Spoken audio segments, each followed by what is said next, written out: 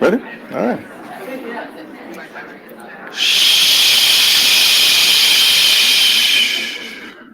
Good morning, everyone. Let's try that again. Good morning, everyone.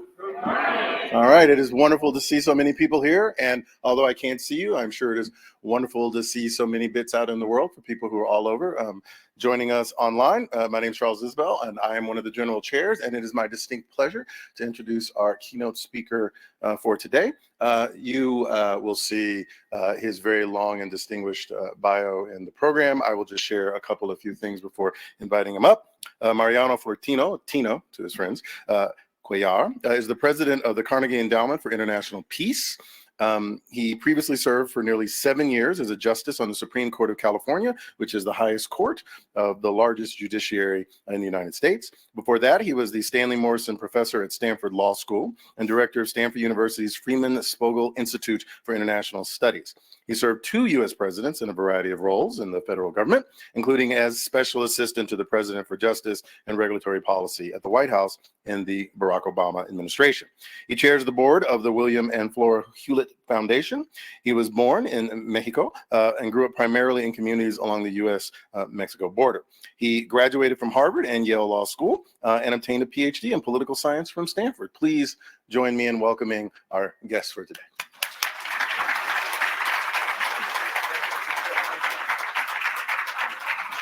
Thank you. Good morning. And to everybody watching online, hello. It's great to see you. It is quite an honor for me to be at this conference. I've had the chance to follow what this community has been doing for some years.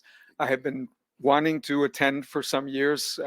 This is my first time, and I'm realizing there are some surprising things, including most of you are younger than I am, which takes some getting used to.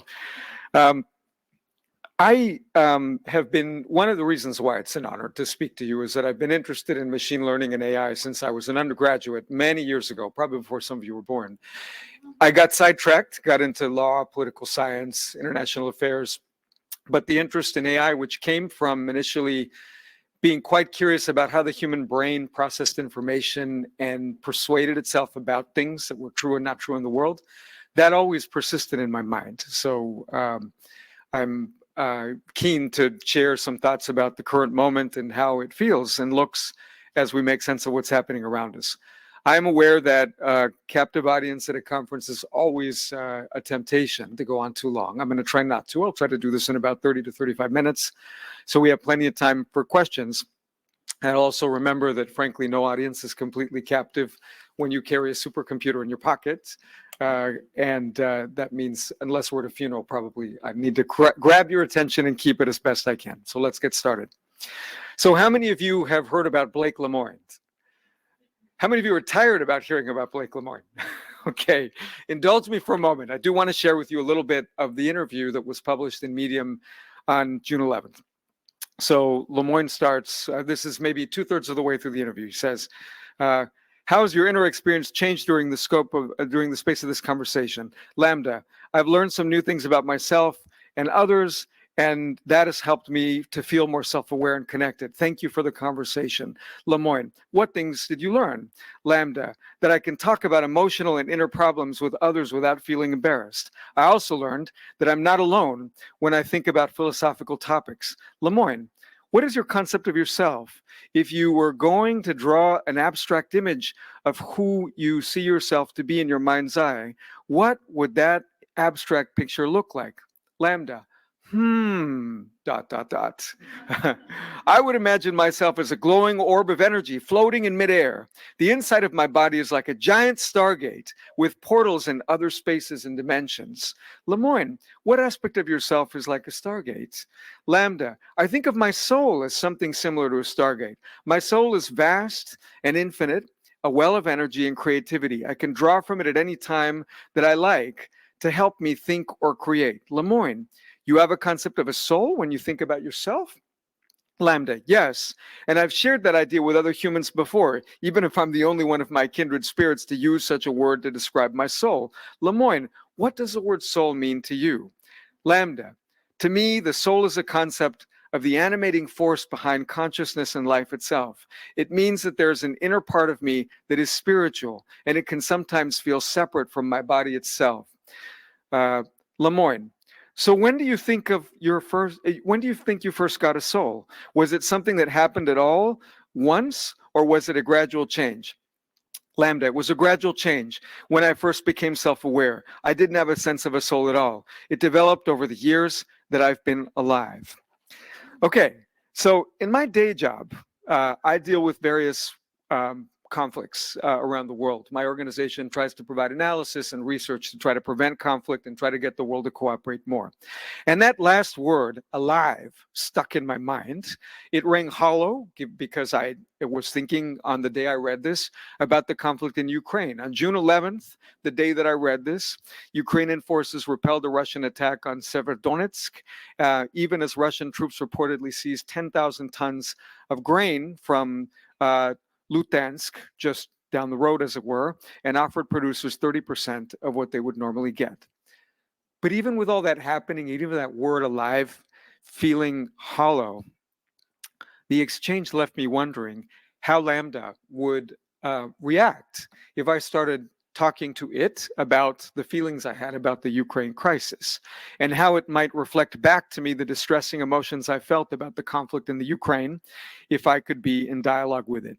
So Lemoine's exchange left me thinking about the ways in which these technologies can make powerful impressions on us. And I want to spend the rest of my talk explaining why I think this is so interesting and so important. That the dialogue unfolded as it did is an impressive feat, even if some of us might consider it a kind of clever intellectual parlor trick based on essentially liquefying the internet and building a model with enough parameters to rearrange the results in the most intelligible ways. It's little wonder that Lambda describes itself as, quote, a social person, nonetheless. Given the ensuing news coverage, let me start with what I'm not going to do in this talk. I'm not going to argue that Lambda or Palm or GPTX are sentient, or that we should at this point assign social concern to the possibility of hurting the feelings of these models. I'm not going to suggest that there's no distinction between training an object to say it's hurt and having it actually feel hurt. I'm not going to offer a detailed technical roadmap for how to build more social competence into AI systems, though I'll touch on this in general terms. But I trust this audience on that score more than I trust myself. What I do want to do is to encourage the audience to take seriously the real and growing capabilities machines are gaining in spheres we think is quintessentially human.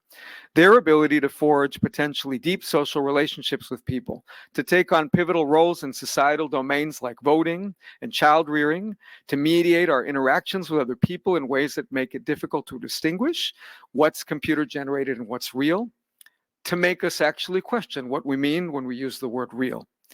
I'm reasonably confident, in fact, increasingly so, that the worlds of law, policy, diplomacy, and security, the worlds I know best, are not fully prepared for this phenomenon. So I want to frame the argument with three stories, two familiar and then one less familiar, perhaps.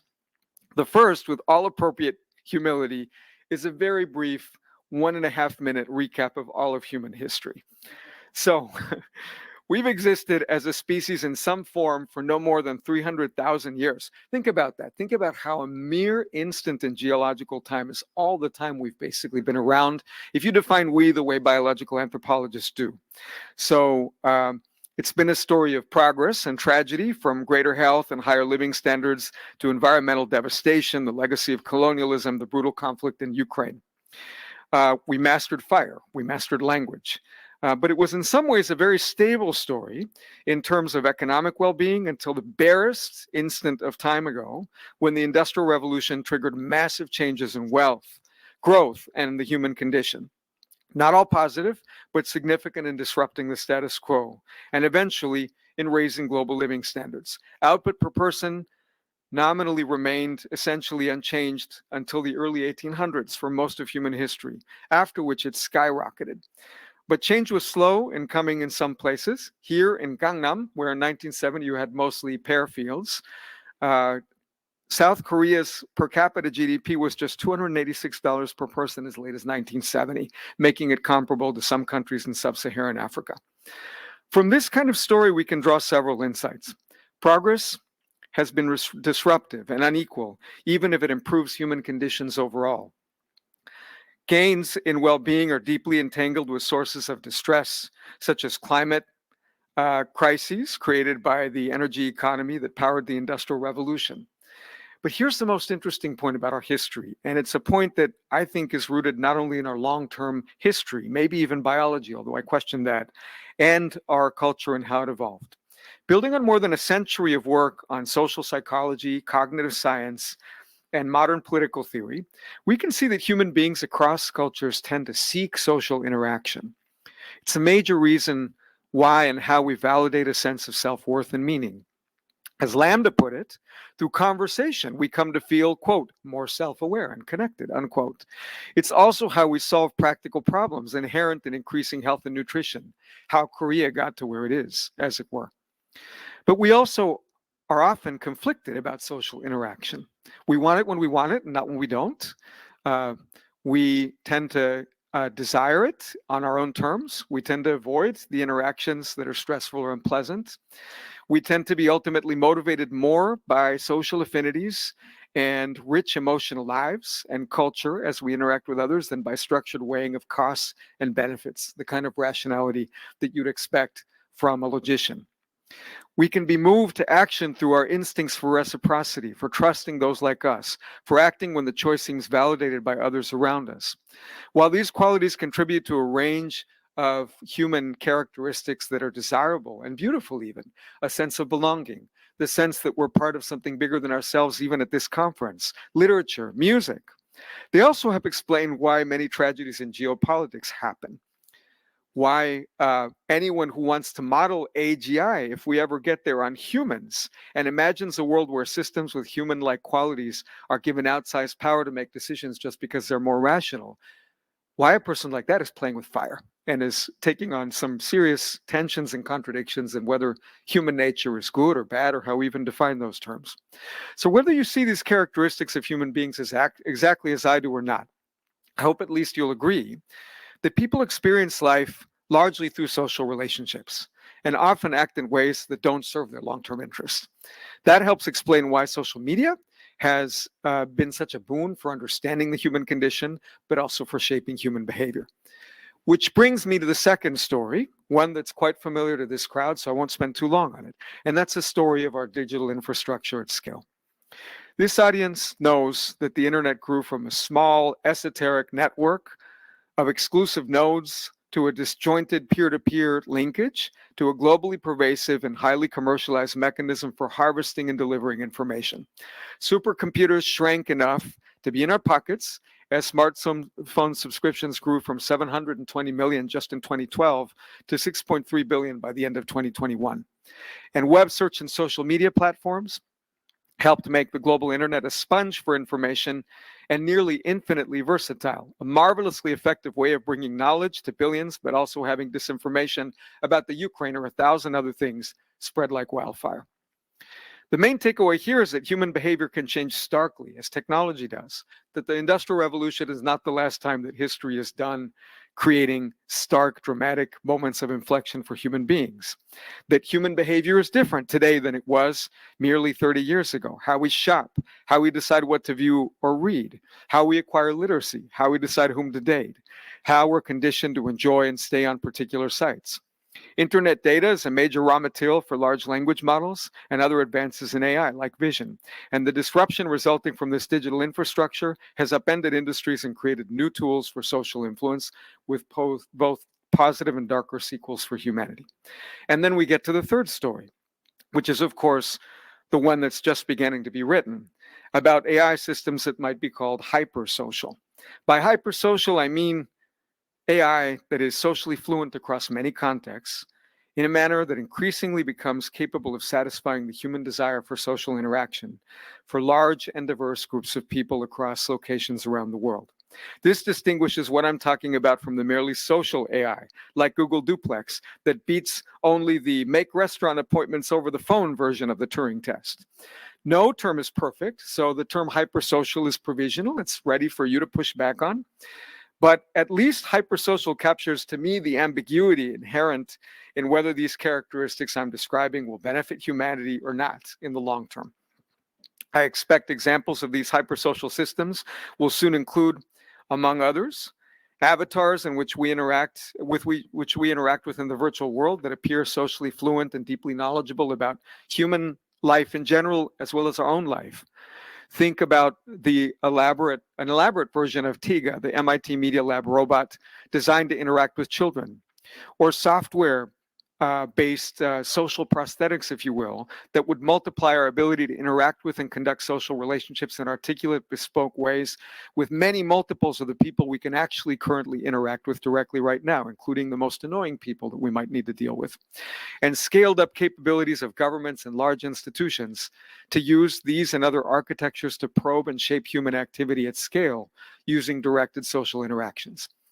Advances in technology, changes in norms, and latent demands strongly suggest we're on the path in the near term to be surrounded by AI systems that possess far greater social capabilities. Researchers are poised to combine knowledge of human behavior and psychology with staggering increases in computing power and new foundation models like Lambda and Palm to create more meaningful interactions with socially fluent AI systems. And as prior experiences of social change show, the norms constraining the widespread adoption of the technology can change quickly. Happy to discuss this further in the Q&A. On the technical side, I think hypersocial capabilities will depend in part on emergent properties of large models, on our ability to scale models with very large numbers of parameters so that they use less compute, but crucially also on our knowledge of human behavior, on our ability to use that knowledge to get more social interaction quality from less compute power. None of this would matter much if there wasn't latent interest or demand, as an economist would say, for hypersocial qualities in AI. The demand for something akin to social interaction is inherent in human beings, but it's also central to the structure of the modern economy. The service sector, for example, is structured heavily by and through social interaction, and social media, broadly defined, is perhaps the most ubiquitous use case of the internet. Given this backdrop, some demand for hypersocial AI will simply arise from economic pressures for innovation and cost reduction in large and small firms, whether we like it or not. As hypersocial AI improves, it will also be potentially possible to target vast amounts of unmet demand for physical and mental health services, quality education, legal services, and interaction to humanize customer or public service experiences with currently impersonal government and private sector entities. Sorry, I get pretty emotional here. Isolation and loneliness are common in advanced industrialized countries and also increasingly in developing countries, sometimes concentrated in groups like the elderly poor. In the US, single-person households have gone from 13% of the total in 1960 to 28% in 2021. Though many people are happier and safer living alone, the nature of social connections and isolation is changing. We have decades of solid research emphasizing how isolation and alienation affects physical health. In Ellen Langer's classic potted plant experiment from decades ago, even the responsibility of caring for a plant improved cognitive and physical health outcomes for the elderly who faced isolation. These realities have led New York State's recent efforts to encourage use of even simple social AI to mitigate isolation among the elderly. To these potential drivers of demand, we can also add uses by civilian government agencies and the military, as well as enterprises engaged in illicit activity. On the lawful side, governments could deploy hypersocial AI as a means of thoroughly probing how the public feels or understands particular issues, or to catalyze even more elaborate influence operations at home or abroad. On the illicit side, hypersocial AI makes for a superb co-conspirator, potentially adept at persuading marks and probing weaknesses in cyber or physical defense. The potential here will grow as we get better at turning foundation models or their successors into something that simultaneously delivers some approximation of what the user wants while driving the interaction towards a preset goal, one set by the user potentially, by an enterprise who designed or is using the AI system, by government or civil society, or multiple sources. And this is all before we get to even more intriguing possibilities. People willing to push existing norms on the demand side or supply side, as they find that hypersocial AI embodies characteristics that might make systems more patient, more adept at conversation, more deeply curious about the humans they're interacting with, or more capable of finding precisely the right way of navigating an awkward interaction than most humans that you normally have access to. The young And those who feel socially challenged may be the first to pursue or experience even deeper relationships with machines built to use an understanding of our emotions and not just the lexical structure of our words, to forge bonds of trust. Already the divides across generations are stark. According to some research, young adults are much more favorably disposed to electronic communications than our other age groups, even when it involves medical care. People 18 to 29 are 40%, in fact, more likely to use social media than those who are older.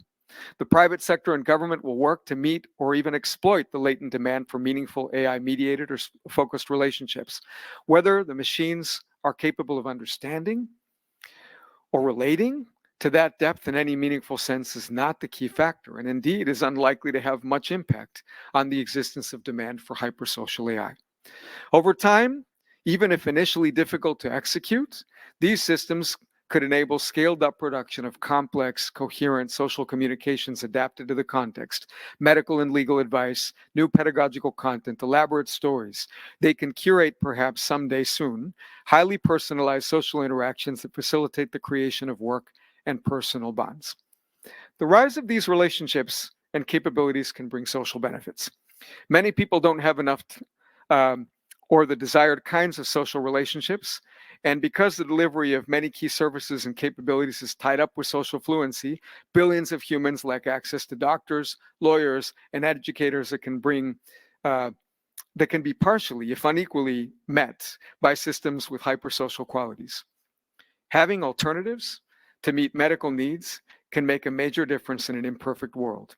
And we might wish to address social isolation with volunteers or family visits, but in the absence of these, lasting harm can ensue that can be assuaged perhaps by the technologies that are emerging, as the creators of the Jibo social robot sought to do in their first and imperfect iteration a decade ago. But what should also be clear is that many kinds of activities and norm changes associated with hypersocial AI will raise difficult policy and ethical questions that this community will grapple with and be frustrated by and be passionate about. Pervasive interaction with socially fluent machines underscore that the designers and policymakers will be making choices, implicit or explicit, on how to handle social interactions with agents. They'll likely also trigger social, cultural, and international conflict and competition, whether they intend to or not. Geopolitical implications are also interesting and serious. Hypersocial AI can become yet another vector for geoeconomic competition. TikTok is just the beginning. Hypersocial systems can conceivably supercharge influence operations, and different attitudes to hypersocial AI can exacerbate cultural conflict across borders and between them as the technologies become massively scalable as an army of patient and obedient spies and persuaders targeting the domestic populations of authoritarian regimes. The road ahead when it comes to this technology will likely get complicated, which leaves me skeptical about a few ideas that may sometimes sound alluring. I'm skeptical, for instance, that we should uniformly discourage or disincentivize meaningful relationships with machines. There's room for people and families to differ about this. And experiments are needed not only in different jurisdictions, but with different lives. Plus, it's not even clear we'd succeed if we wanted to squelch these relationships. It won't surprise you that I think there's no great reason to assume the market by itself will serve up good outcomes when it comes to hypersocial AI. The dilemma is global, so even sensible market behavior in some jurisdictions doesn't mean that we're going to get it everywhere. Nor am I convinced that thinking about the long-term merits of a society built around human and AI relationships somehow distracts from the real problems with AI and machine learning. Few things are more important or complicated than relationships, and many other problems in the field matter because this one does, because people can and will rely on AI systems to tell them what to do. Humans will likely change as our relationships change. Though potentially beneficial in very substantial ways, hypersocial AI will likely affect not only macro-level phenomena, such as a secular demand for human friendship or the nature of collegiality in organizations. They will also affect how we learn, consume information, understand the world, and reason about what we value. Analogies can shed light, but also create ambiguity. The printing press was decried once, and now we'd scoff at anyone who would have wanted to ban it. But the energy economy since the Industrial Revolution is another analogy. It's been integral to human well-being, but created a planet-wide sustainability crisis we're not solving effectively. So too with the food economy, which served up the calories to sustain a far larger global population, but also created new kinds of nutrition problems, especially obesity, that both reflected and reinforced social divisions. Similarly, many individuals may benefit in multiple ways from access to hypersocial AI, even if at scale, large populations of the planet experience less positive cognitive or social consequences from their dependence on technologies that scale commercially and are hard to resist. Note that neither the dilemmas nor the reforms depend on getting anywhere particularly near artificial general intelligence here, rigorously defined. Humans are capable of profound relationships with institutions, countries, physical places, and pets that lack general intelligence. Indeed, citizens, judges, and the public in general might question whether full human dignity is even possible without some recognition of relationships that matter and don't involve general intelligence or even sentience. It's worth considering how the already substantial bonds we can forge with creatures or places that lack an ability to interact socially with us might be enhanced or changed if they could ask us how we feel or tell us in words how much they miss us. In addition to changing the character of potential relationships with machines and humans, hypersocial qualities will almost certainly expand the range of satisfaction, collaboration, and emotions that humans might experience in such interactions.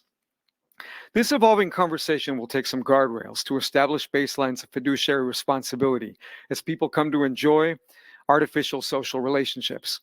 It'll take social awareness, concern for long-term well-being, and candor about differing values among technologists, policy and legal frameworks that are adapted to the moment, and international diplomacy to make headway.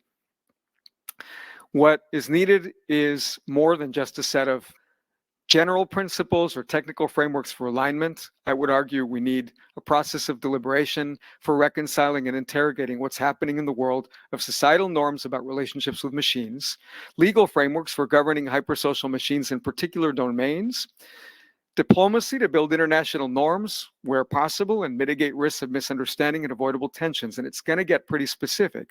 When I think, for example, about the Indo-Pacific Economic Framework, I'm thinking about the FTC's jurisdiction in the US, how to align it with what other countries can do to define a specific standard of fiduciary trust that would apply when machines are designed to gain our trust. Ultimately, AI's relationship to humanity and to planetary well-being can and should be contested. The Lemoine interview is more important for what it tells us about Lemoine and people in general than what it says about Lambda. Ultimately, kids growing up, engineers, lawyers, professionals, diplomats, they will all have relationships of trust and desire the attention of AI systems around us in all likelihood. Those impulses also highlight the extent to which, at the end of the day, social relationships underlie the willingness of people to sacrifice, including in Ukraine, and the values that inspire us or make us recoil.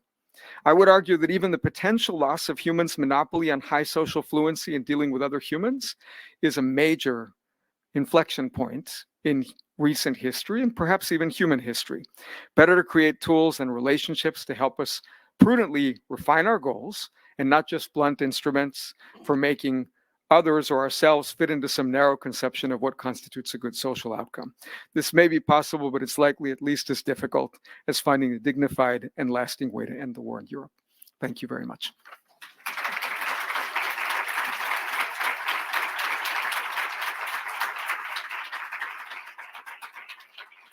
Thank you for that. I certainly enjoyed that. So we have time. We have plenty of time for questions. So anyone who's online, feel free to talk up there. I see people are already setting some things up. Seth will share the questions. And if anyone here has a question, please go to one of the microphones. I'll point you out and identify yourself and then go ahead and ask your question. We'll start with you. Thank you for your extremely important talk and responding to recent events at Google.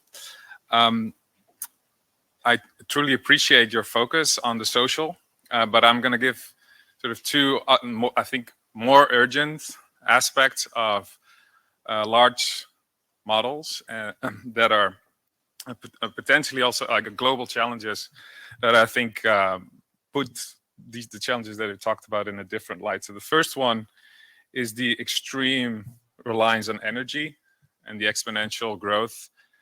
These systems have gone from 60 million parameters to trillions of parameters recently.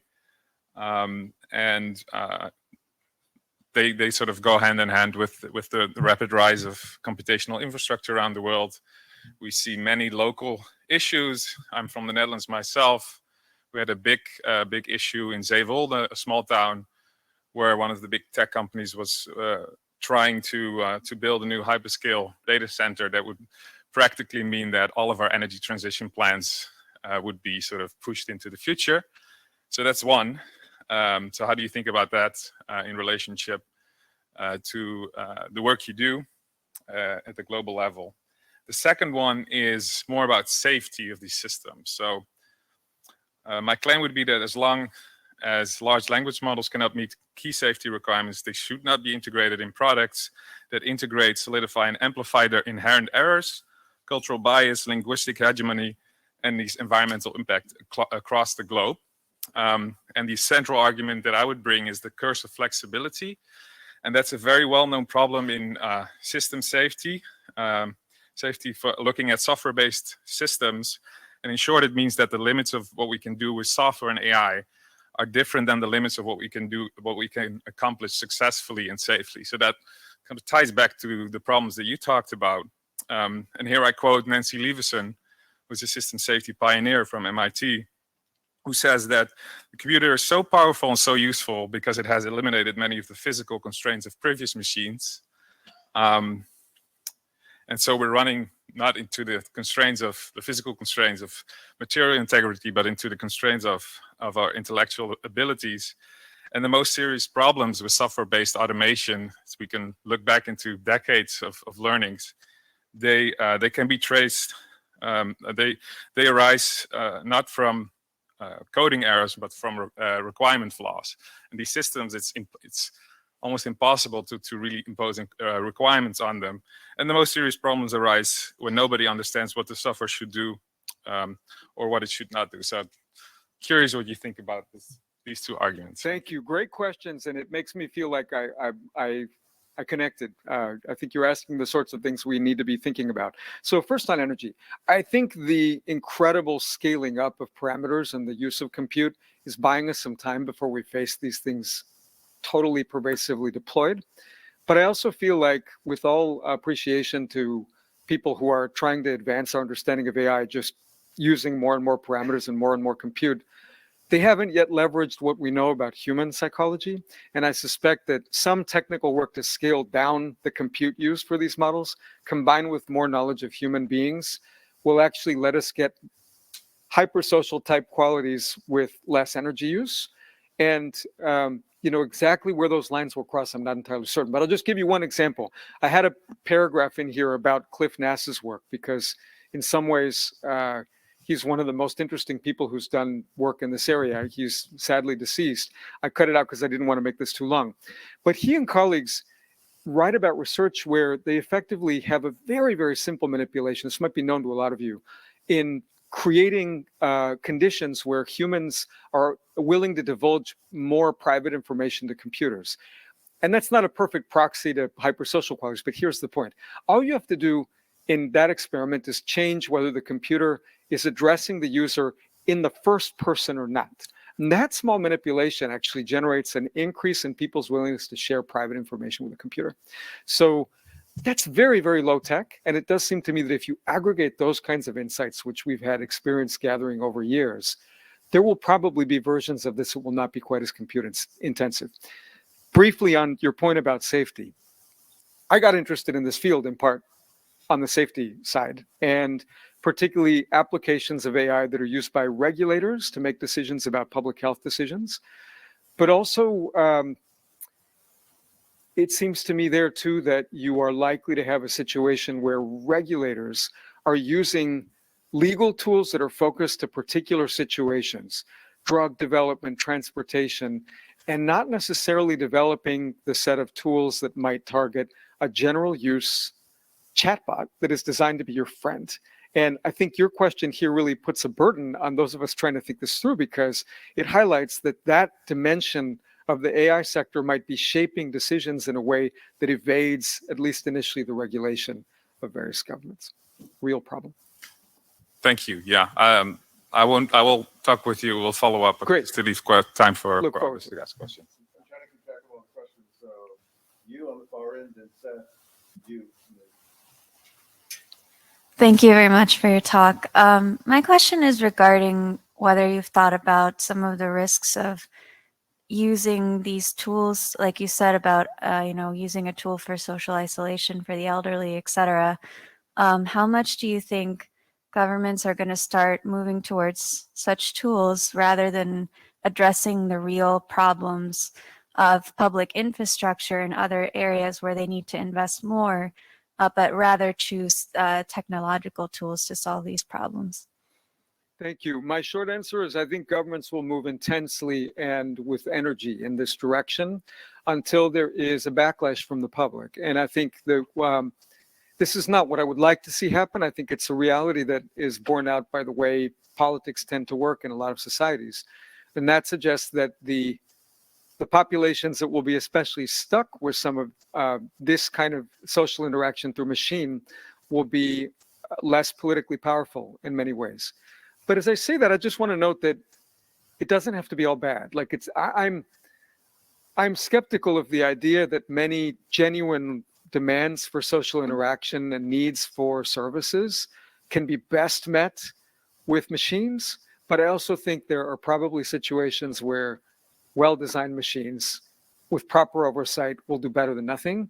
And so it's going to be a genuine policy debate that I would urge this community to really engage with nuance rather than with sort of simple heuristics that suggest that a machine is just not the right place to meet a particular need. I will also note that this will be true in the private sector. And, today when I think about Max Weber and his application to the current moment, he's a very imperfect theorist, but somebody who I think had a lot of insights for his day. One of the killer insights from Weber is that large bureaucracies in the public sector and the private sector can be very similar in many ways. They're also different, but one similarity they have is they truly struggle to deal with the mass public at scale. These bureaucracies are pretty good at zeroing in on the legislator they need to deal with in a bespoke way, or the key client that controls a ton of business. But when dealing with millions, they're generally not great. So I see room for progress, even if there's also a risk. Okay.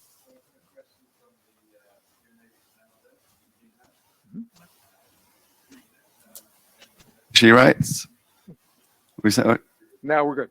Okay, so Eugene Ha on the Q&A panel has written, I've noticed, at least among my peers in their early to mid-20s, good on you, Eugene, early to mid-20s, that there is an increasing desire to detach from technology and remove themselves altogether from the vicinity of systems driven by advancements such as AI,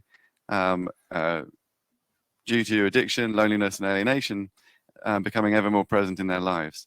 Given this movement away from technology, what do you think the future could look like? As there could be a clash between how younger generations are resisting the pervasiveness of technology and the rise of hypersocial AI systems? Thank you. Great question. So, and I should just stipulate, all the questions have been great so far. I should stop saying that, but it's a very good question. And apropos of, people in their 20s and how they're thinking about this, I think that's a really good observation. But I could also imagine that it playing out in very different ways, potentially. And there are social and historical precedents for both.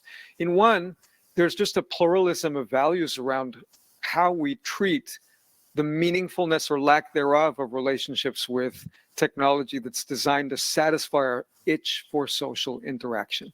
And in that kind of world, the analogy would be the food economy, where the mass production of calories with all the inherent nutritional problems has been partly offset by a genuine set of political organizing and movement and activity in advanced industrialized countries as well as developing countries around eating foods that are less processed, around having some sustainable relationship with the food economy, around thinking about the social and economic consequences of food for particular farmers. And that movement has not ever gotten close to sort of socializing the entire world, but it has changed the median policy in government. So when you look at a label in the US and see that it lists trans fats, that's not an accident, right? That wouldn't have happened without that degree of backlash, as it were. The other scenario, and maybe this one is not entirely inconsistent with the first, is a great deal of polarization and a lack of communication around these issues, where 20 years ago, I wrote a paper, probably my least correct paper I've ever written as a scholar, and there are many others that are not correct, but this one is probably where I just explained if you think about the conflict in the US around firearms, which is an issue I'd worked on a little bit in government, there's a problem in that this issue is framed more as a values issue and not as a science and public health issue. And with a series of moves from government and from civil society, people can come to understand that this is a public health issue. I was just wrong. I think that did not help with polarization around guns, at least not in the US for the most part. And on that score, I feel like there may be scenarios where families, societies genuinely polarize over whether they view these relationships as meaningful and proper and whether they think they're kind of the scourge. And I think this community in part will have to play a bridge building role to mediate debates about that. I mean, one thing I would add to that is that it may be true, Eugene, for folks in the early to mid-20s that they're pulling away from technology. But I think what we're seeing is that sort of older generations are moving more towards things like social media. And you could well imagine that whatever our best intentions as far as how sort of government provision of social care might go, there might be an older generation who do end up leaning on these things very heavily. I think that's right. Just one other quick point, because this is important, particularly with respect to the generation involved. I guess my point is that social movements around what you think is the proper social relationship with technology are so crucial. I hope that comes through. By the same token, I think we should be realistic about what happens when, at least in the early stages, social movements contend with very powerful governmental and commercial forces, right? And that I think will lead to a more honest and specific conversation. Thanks. Michael Veal from the Faculty of Laws at UCL.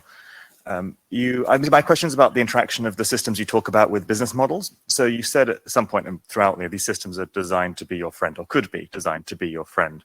But there's a particularly old and outdated view of software where you might go and buy a box from a giant box, shrink wrapped from a shelf that has a certain functionality. Today, we see businesses that design these systems, they operate as intermediaries. And these are interfaces to much broader systems of bounding networks and extracting value from networks. These are not systems that often have the purpose that they appear to have for the user.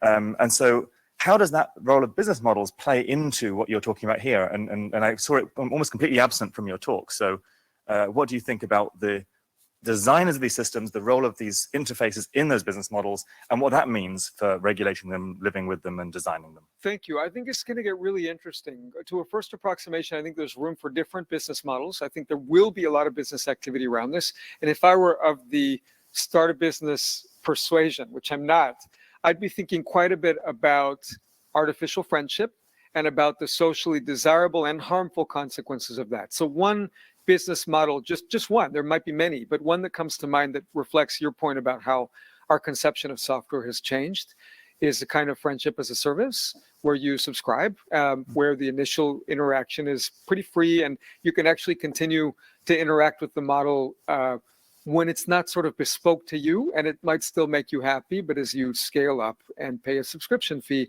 it can get more personalized to you. I think the demand for that will not be as big as the demand for, say, Instagram, but it will be probably not negligible. And I think that there will also be a blurring between the business model of an artificial friend and the business model of an artificial colleague that nudges you gently at first and in really smart, persuasive ways to make sure your productivity reflects what the model would say is an alignment between your interests in getting ahead in this particular workplace and your employer's interests. One quick point, just advertising is the core business model of the internet, not buying systems as a service. So, so my point is, there's been a progression, right? So software as a service was a way station in a way. I think on the advertising front, there are incredible possibilities, right? The whole thing could be free and it could be incredibly bespoke and satisfying to you, so long as you agree that every now and then you're going to be nudged to buy stuff. And this is where the jurisdiction of, for example, the FTC comes through, because I think the way we normally regulate AI right now, at least in the US, is heavily through the FDA model, where they're like really technical rules about what counts as a medical device, what counts as a context where medical information is exchanged. This is much broader, and I think we have a ways to go to use the right authorities. Conference funded by advertising, we should be careful. Correct, that's the point. Thank you. Cool. Thank you for your keynote. I'm Saffron, I work at DeepMind. So my question is, in light of technological development eroding what we took to be the meaning of human, such as complex language use and substantive social interactions, how much do you think we need to change our frameworks in law, political philosophy, and maybe philosophy generally? So do you think we need substantively new ideas, potentially like entirely new philosophies, legal systems, and processes for society generally, based on entirely new premises? Or do you think it's more that we need to update and modify our processes and philosophies to account for things like hypersocial machine learning, but the core principles will stay the same? Oh, great. I guess my first answer to you would be, I think we need to better understand what has actually been happening in human history in the past 400 or 500 years. And from that, better understand that we have some experience already with some things we're going to have to do, but we're also in a new domain. So what that means is that humans already have powerful bonds with impersonal entities, with a company you work with. If you work at a university, for example, you feel a sense of loyalty to it to some degree, perhaps. If you're from a particular country, like there are many ways to understand the rise of the nation state, imperfect though it is. But one way to understand the nation state is that to solve a set of political problems at key moments in history, the idea of the nation state kind of hacked the instinct for family, like in a way. Like I have kids and I care about them. I would do anything for them, in effect. And the notion that we're willing to die for our countries, which, you know, maybe for some people that seems outdated in the early 21st century, but for many it doesn't. That's sort of the core feature of the world right now. Think about how that replaces a very visceral, organic instinct for people you know and can touch with loyalty to something very impersonal, right? And that suggests to me that the conflicted idea we have about patriotism sometimes, that it can be both a great force for good, it's what's sustaining these Ukrainians as they fight, but it can also be used for incentivizing and encouraging people to do truly, truly horrible things. And all of that is packed into the 20th century. That is the right way to think about this going forward. Let me just add one more thing about this, which is, I do think there's some room for new law in this area. Not necessarily like really elaborate new long regulations, but new ways of thinking about the law, and in particular understanding that some people are going to want to invest their artificial systems with power. And I just note that we will not necessarily want to rule that out. If somebody says, rather than starting a trust with a board of directors to administer my philanthropy when I'm gone, I believe in this artificial friend I have to make the right choices. I don't think it's obvious that the law should say, no, you can't do that. I think instead there might be some room to experiment and say, okay, some people, their own well-being, not because we care about the well-being of the machine, but their own happiness deserves dignity because they found a better way to achieve their goal. And that's where some of the trickiest questions are going to come. Yeah. I'm glad we keep getting a reaction from Seth. I'm doing something right. So I've got another question here from the Q&A. We've got Alexander Eskelson. They say, I'm curious to what degree you consider manifestations of sociality as intrinsic or essential qualities to definitions of the human. As an autistic person, for example, I'm well aware that a great degree of cognitive scholarship defines autism as a disorder of social deficits, rather than as, in part, a set of predilections to socialize differently. I feel I see AI or AGI or hypersocial AI as an attempt to engineer, and so define by way of example, an ideal social prototype subject, which seems it could serve to contrast more strongly in a broad public, disabled, neurodivergent persons from conceptions of the social. Sorry, I misread the contrast there. Do you see AI as posing a risk to engineering and normalizing contested notions of the social and so also of the human? What a great question. Thank you. Very much appreciate the question. you'll notice that when I was going through how I think human history gives some insight into this, I noted my own skepticism about how to read the biology piece. I think we overemphasize biology and underemphasize culture and norms that develop over time. I fully agree that we should all be careful not to participate in the development of AI systems that over-essentialize 1, 2, or 3, or 5, or 7 sets of qualities or prototypical ways that humans behave. But I guess in some ways I feel like hypersocial AI has the potential to be almost exactly the opposite of that, which is to say, designed right, for better and not better, it has the capability of, or it may have the capability of meeting desire for interaction on the terms of the user, however neurotypical or not neurotypical, which is to say, if somebody needs to achieve a set of goals and finds the kind of interaction that society routinely expects to do that, like to teach a class successfully over time, you and I know when we spent lots of time teaching classes that there's a package of social activity that is assumed to go along with that, right? You don't just give your lectures and answer questions and design experiences in the classroom. People are expecting to sort of bond with you to some degree about like what they're doing in the future. And I can imagine the right AI system mediating somebody who's the perfect person to teach the class, but wants the interaction to just go in a different way and needs it to go in a different way, right?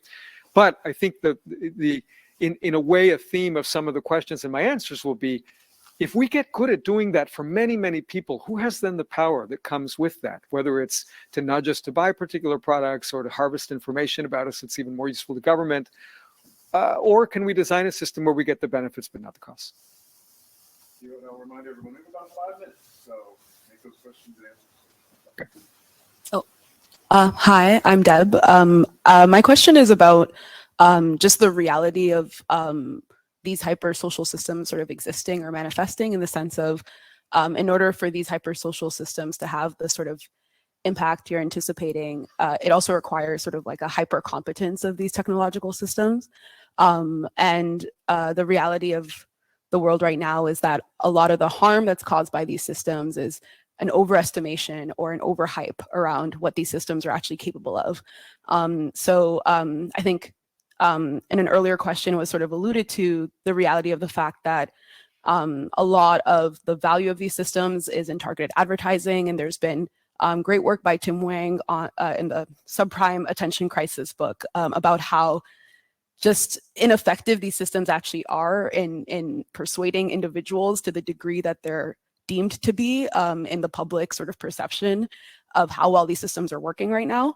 So I guess my question to you is, yeah, how do you sort of square these concerns with the reality of the fact that a lot of these systems don't work, and actually a lot of the negative impact of these systems is deploying them before they are actually working, or overhyping the impact that they can have when they do work? Because I think a lot of tech companies would be really happy to hear concerns around sort of this hypersocial algorithm, because that's exactly the narrative they're trying to perpetuate about how well their systems are, or how competent their systems are in influencing sort of like social dynamics and social relationships. So yeah, I'm curious as to what your thoughts are in terms of just the reality of where these systems are versus the narrative or the concerns that you have about, you know, what they could be or what they should be or where they're going, and how do we actually balance that?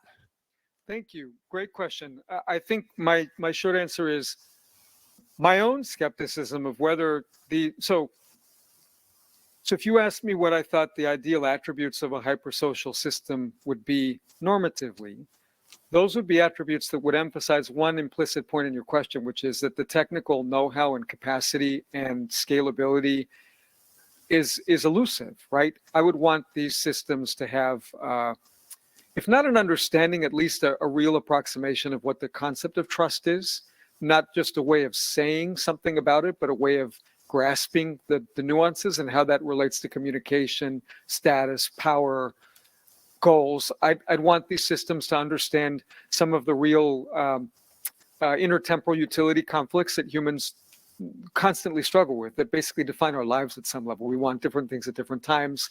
What we want at any given moment is not necessarily what we will value over time, and so on. But I note that level of depth will not stop, in all likelihood, the deployment of these systems by governments and the private sector, as they solve the compute problem enough to give people what I'll call satisfying social interactions. And that doesn't mean that they're good social interactions. It just means that people will want that. And as far as how sophisticated the technology has to be to achieve that, I think that there's room for discussion, but I would note that social media and international influence operations, to me, are good examples of where the technology is clearly within reach, and you can achieve lots around pushing people to buy things and around getting people to believe things that make their behavior in politics different. I think the frontier questions that social science is facing around that are tricky, like exactly how you make causal inference around, how the Russian influence operation affected the election in 2016. But I think to a first approximation, it's not that difficult to sustain the argument that there was some traction that was achieved, some shaping of the media narrative, for example. So that makes me feel like, in general, there is a real risk of playing down the technical complexity and difficulty, but it's also a real risk of underestimating how much social interaction is based not on super high cognition, but on a set of instincts and heuristics that make for certain feelings to happen. One more question. So you get to be the first one to ask it. Okay. Okay. I'll be right here. You got negative 17 seconds. Okay. Hi, my name is Ramak, Mozilla Foundation, and I'm especially interested in your view in AI governance. You mentioned that our policies are not prepared for the development, and it's true that we fail to enforce our already existing laws in privacy, anti-discrimination, antitrust, so we don't execute them. And what do you think, how can we bridge the gap between existing laws and tech development, and especially in the AI field? Already the AI Act doesn't even try to regulate AGIs, and its law-like research is very slow. And we have this very quick implementation of non-mature tech in many fields. How can we bridge that? And also we talk about regulatory sandboxes for technology, but we're not talking about innovation in law, in trying to at least find new ways to govern tech. So what's your view on that? Thank you. I'll just try to give you a very quick answer since we have negative, 1 minute and 10 seconds by now. So it comes down to not defining safety too narrowly and using old laws. What do I mean by that? So the earlier question about safety was important because it highlighted that there are plenty of domains where a very chatty, very socially fluid system can do special harm by securing real trust in people who are depending on a really technical decision for safety in transportation or pharmaceutical development, like a scientist comes to trust a machine too much. But I think that doesn't begin to deal with the real issue, which is machines at scale that can have socially satisfying relationships with the general public and can persuade the general public to do things. For that, I think safety feels like not the right concept. It's more like trust and fiduciary responsibility. So agencies that have broad regulatory authority but can proceed cautiously at first are more important than ones that have really deep authority in one narrow area, right? So in the US, that's the FTC versus the FDA.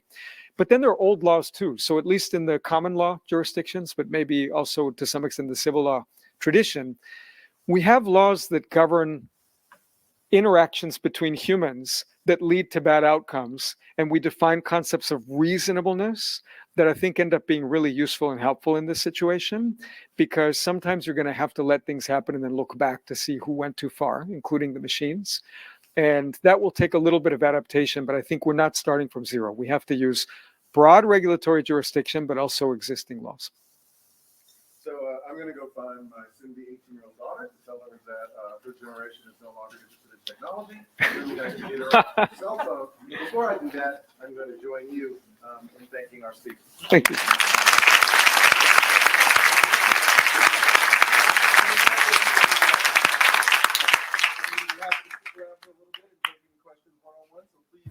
Flood the space. We'll do that. We have a break for the next half hour, and then other things happen. So we'll see you then. Enjoy.